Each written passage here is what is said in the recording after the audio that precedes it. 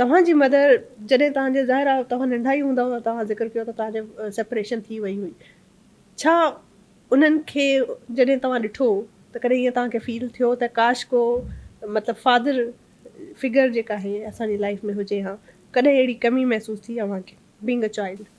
ॾिसो, बिल्कुलु जे मुआशरे में रहूं था उते हिकिड़े फादर जो तमामु हिकिड़ो रोल अलॻि सां ई हूंदो आहे, जेको फ़ैसिला वठंदो आहे, ॿारनि खे उनजो फ्यूचर ॾेखारींदो आहे। पर जंहिं मां जे घर में मुंहिंजी तरबियत थी आहे उते शुरू खां ई मां इहो ॾिठो त असांजे जेंडर खां वधीक सोच खे अहमियत ॾिनी वेंदी हुई। इहो ॾिनो वेंदो त हू साम्हूं वारो ॻाल्हाए छा थो, ऐं हमेशह इहो ॿुधियो वेंदो त हू सोचे कीअं थो, उन जा पंहिंजा फ़ैसिला कीअं आहिनि, ऐं छा उन जो जेको सजेशन आहे उहो अॻियां हली समाज लाइ बहितर थींदी या त पोइ सेल्फ सेंटर्ड आहे। तो अहिड़े क़िस्म जी जॾहिं तरबियत थी त मुंहिंजी मदर बि हमेशह इन ई लिहाज़ खां रहिया आहिनि।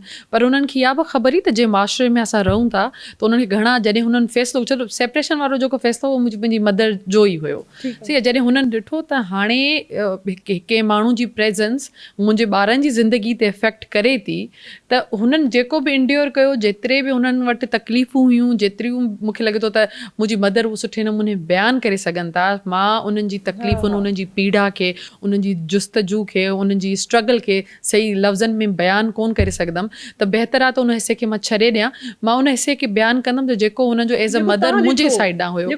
त हुननि इहो फ़ैसिलो तॾहिं कयो जॾहिं हुन ॾिठो त मुंहिंजी ॿारनि जी ज़िंदगी में उहो इफ़ेक्ट जेको आहे सुठो कोन पियो अचे, रिज़ल्ट ख़राबु ई निकिरंदो, त मुंहिंजी मदर सेपरेशन जो फ़ैसिलो वरितो। ऐं इन में मुंहिंजी मदर जो अकेलो ई फ़ैसिलो हुयो। हा, उन्हनि जे सिबलिंग्स जी तरफ़ां उन्हनि खे सपोर्ट आई, पर शुरू खां ई मुंहिंजा मदर तमामु इंडिपेंडेंट रहिया आहिनि फ़ैसिलनि में, त उन्हनि खे कॾहिं कंहिंखां पुछण जी ज़रूरत बि कोन पई।